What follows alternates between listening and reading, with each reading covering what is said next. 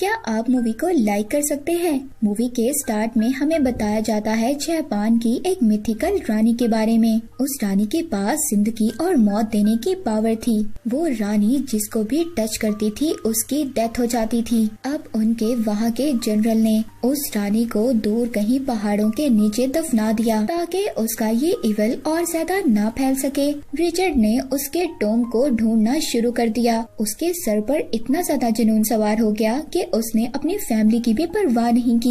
Richard की एक बेटी भी थी लारा, जिसको वो अकेला छोड़कर चले गए थे। और अब हमें मूवी में लारा दिखाई जाती है जो कि एक बॉक्सर बन गई थी। साथ ही वहाँ के ऑनर आते हैं और कहते हैं कि तुम्हारी मेंबरशिप फी अभी भी बाकी है। यहाँ से हमें लारा की स्टोरी के बारे में पता चलता है कि लारा के फादर जो रिचर्ड थे, जो उस रानी की तलाश में निकले थे, वो कभी वापस आए ही नहीं। और फिर इसके बाद वहाँ की गवर्नमेंट ने ये अनाउंस कर दिया कि वो मर चुके हैं। पर लारा के पास पैसों की कमी नहीं थी। उसके फादर ने उसके लिए बहुत सारी प्रॉपर्टी छोड़ी थी, पर वो इस बात को मानने के लिए तैयार ही नहीं थी कि उसके फादर की डेथ हो गई है। उसके फादर की बिजनेस पार्टनर भी बार बार उसको समझाती थी, मगर फिर भी लारा प्रॉपर्टी के पेपर साइन करने से इनकार कर देती है। उसको अभी भी ये उम्मीद थी कि उसके फादर जिंदा है। लास्ट में उसके फादर की बिजनेस पार्टनर उसको साइन करने के लिए मना लेती है। अगर वो ऐसा ना करती तो उसकी सारी प्रॉपर्टी ऑक्शन में चली जाती। साथ ही साथ जब वो पेपर साइन कर रही थी तो उसको ये भी पता चलता है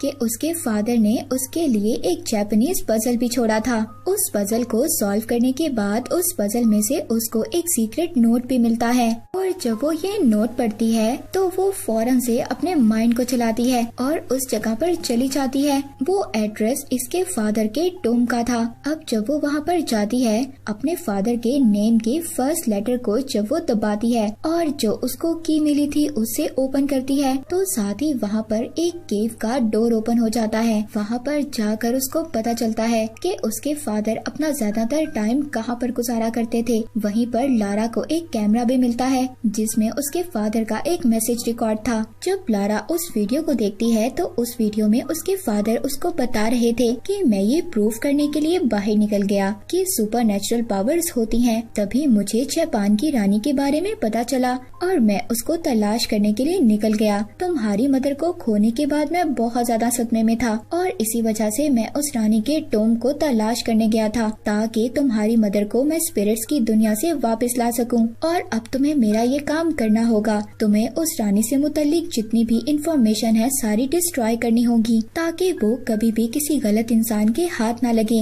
अब जब लारा ये मैसेज सुनती है तो वहाँ पर वो सभी चीजों को देखने लगती है। अब लारा जब वहाँ पर सारी इंफॉर्मेशन पढ़ती है तो उसको पता चलता है कि उसके फादर की किसने हेल्प की थी। अब वो अपने फादर की कोई चीज उधार रखकर कुछ पैसे जमा करती है और हांगकांग के लिए निकल जाती है और फौरन से उस शिप को ढूंढने लगती है जहाँ पर लास्ट बार इसके फादर को उस शिप में देखा गया था। पर तभी जब लारा वो शिप ढूंढ रही थी तो वहाँ पर कुछ चोर आ जाते हैं, उसका बैग चुरा कर भाग जाते हैं। पर उन चोरों ने गलत लड़की से बैग चुरा लिया था। लारा उन चोरों का पीछा करती है, उनको अपनी बॉक्सिंग स्किल से हरा देती है और अपना बैग वापस करने पर मजबूर कर देती है। पर अब लारा को वो शिप भी मिल गया था। उस शिप के ऑनर से जब लारा बात करती है तो उस शिप का ऑनर बताता है कि मेरे फादर ने तुम्हारे फादर की हेल्प की थी, मगर मेरे फादर भी तुम्हारे फादर की हेल्प करने के बाद कभी भी नहीं वापस आए। मुझे नहीं पता वो जिंदा है या मर गए। अब लारा उस शिप के ऑनर को कहती है कि हम दोनों मिलकर अपने फादर्स को ढूंढ सकते हैं, क्योंकि लारा को अपने फादर की इन्फॉर्मेशन से उस आइलैंड का पता चल गया था। मगर लारा को ये नहीं पता था कि वो आइलैंड कितना ज्यादा खतरनाक है, इसीलिए वो ऑनर वहाँ पर जाने से मना कर देता है। पर जब लारा उस ऑनर को थोड़े से पैसों का लालच देती है, उस ऑनर पर आगे ही बहुत सारा कर्ज था। जब वो थोड़े से पैसे देखता है तो वो भी लारा की हेल्प करने के लिए तैयार हो जाता है। अब सफर के दौरान लारा अपने फादर के सारे पजल्स को सॉल्व करती है, जिसमें उसको पता चलता है कि उस रानी हिमिको के पीछे और भी इवल ग्रुप था जो उस रानी को ढूंढने की तलाश में थे। अब जब लारा पजल सॉल्व करते करते शिप में ही सो गई थी, तभी वो एक झटके से जाग जाती है क्योंकि उनका शिप उस आइलैंड तक पहुंच गया था और वहां पर बहुत खतरनाक लहरें थी। अब जब वो शिप का ऑनर अपने शिप को कंट्रोल नहीं कर पाता तो वो लारा से कूदने का कहता है। लारा अपने फादर के सभी पेपर्स को समेट रही थी। इतने में एक लहर आती है और लारा को अपने साथ ले जाती है, पर वो तूफान इतना ज्यादा खतरनाक था। लारा उस तूफान से बचते हुए समंदर में कूद जाती है और उनका शिप एक पत्थर से टकरा गया था। उनके शिप के टुकड़े टुकड़े हो जाते हैं। लारा को जब होश आता है तो वो एक ग्रुप के सामने थी। उस ग्रुप का लीडर लारा को ये बताता है कि उस रानी के टॉम को ढूंढने के चक्कर में मैंने तुम्हारे फादर की जान ले ली। अब जब लारा के बैग से लारा के फादर का उसको जर्नल मिलता है।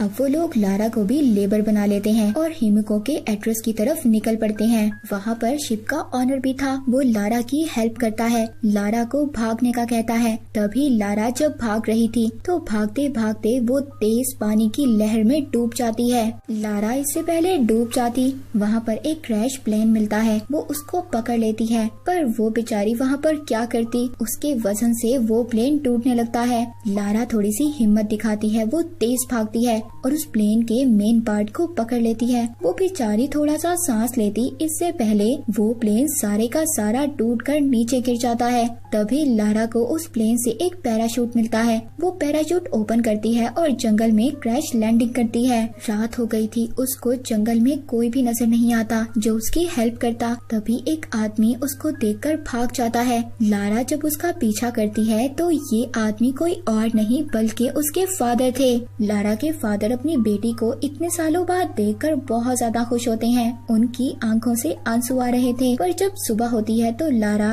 उस ग्रुप के बारे में अपने फादर को बताती है कि उन लोगों ने उसके फादर की बुक ले ली थी जिसमें सारी इन्फॉर्मेशन लिखी हुई थी। तो उसके फादर ये सुनकर बहुत ज्यादा नाराज होते हैं। कहते हैं, लारा तुमने मेरा मैसेज नहीं सुना, मैंने उसमें कहा था कि तुम्हें इन चीजों को डिस्ट्रॉय करना होगा और अब तुम्हें पता है पूरी दुनिया खतरे में है। अब तभी लारा जल्दी से वहाँ की तरफ भागती है और अपने तीरों से उन लोगों पर अटैक करती है। उन लोगों को वो टॉम तो मिल जाता है मगर उसका एंट्रेंस कैसे था ये नहीं पता था। वहाँ पर लारा के फादर रिचर्ड भी पहुँच गए थे। लारा के फादर को उस ग्रुप के लीडर ने पकड़ लिया था। अब लारा को ही एंट्रेंस का पजल सॉल्व करना पड़ता है। लारा अपने दिमाग से पजल को सॉल्व करती है और उस टूम का डोर ओपन हो जाता है। अब यहाँ पर एक एक कर वो लोग उस केव के अंदर आते हैं, पर उनका एक गलत कदम वहाँ पर उस लीडर के आदमी की जान ले लेता है। वो वहाँ पर एक खाई देखते हैं जहाँ पर बहुत सारे स्केलेटन थे। ये देखकर वो बहुत ज्यादा शॉक्ड हो जाते हैं। वहाँ एक वॉल पर उनको एक और पजल नजर आता है। अब जब वो उस पजल को देख ही रहे थे तभी वहाँ पर केव का दरवाजा बंद हो जाता है और उनके पाँव के नीचे से जमीन खत्म हो रही थी। लारा भी गिरते गिरते बचती है। अब जब दोबारा से उनकी नजर उसी वॉल पर पड़ती है तो वो पजल ही यहाँ से निकलने का रास्ता था। अब वो वहाँ पर अलग अलग किस्म के अलग अलग कलर्स के क्लूज लगाते हैं मगर कोई भी क्लू फिट नहीं हो रहा था। लारा को तभी समझ आती है कि ग्रीन कलर आजादी का कलर है। तभी वो जल्दी से ब्लू और रेड को मिक्स कर ग्रीन कलर बनाती है और वहाँ का दरवाजा ओपन हो जाता है।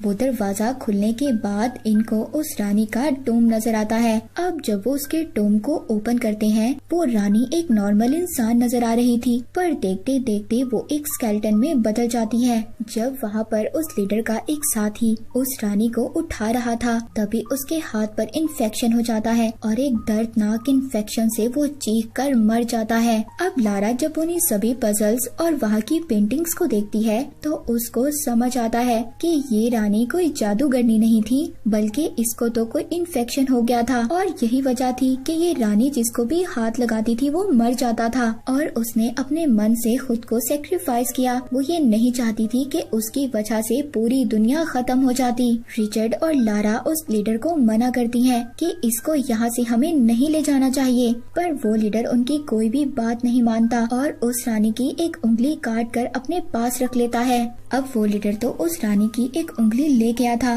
पर तभी वहाँ पर रानी के वॉरियर्स आ जाते हैं। वो लारा पर अटैक करते हैं, पर अब एक वॉरियर के टच करने से लारा के फादर रिचर्ड को इन्फेक्शन हो गया था। लारा जब अपने फादर के पास आती है तो उसके फादर उसको समझाते हैं कि हम में से यहाँ पर एक को रहकर इस टोम को डिस्ट्रॉय करना होगा ताकि कोई भी दोबारा इस टोम को ढूंढ ना सके। और वैसे भी बेटा अब मैं नहीं बच सकता, तुम्हें मुझे यहाँ पर छोड़कर जाना होगा। लारा जब ये सुनती सुनती है जिसको इतने सालों बाद उसके फादर मिले थे। वो बहुत ज्यादा टूट जाती है और बहुत ज्यादा रोती है, पर अब वो अपने फादर को आखिरी गुड बाय कहती है और वहाँ से उस लीडर वोगल को ढूंढने लगती है। लारा को वो लीडर मिल जाता है। लारा उसकी खूब पिटाई करती है, पर वो लीडर लारा को भी मार रहा था। वो लीडर जो रानी की फिंगर लाया था। लारा उस उंगली को उस लीडर के मुंह में डालकर उन्हीं स्केलेटन के दरमियान में उसको फेंक देती है। तभी वहाँ पर टॉम भी ब्लास्ट हो जाता है। लारा तेज भागती है और वो अपनी स्पीड से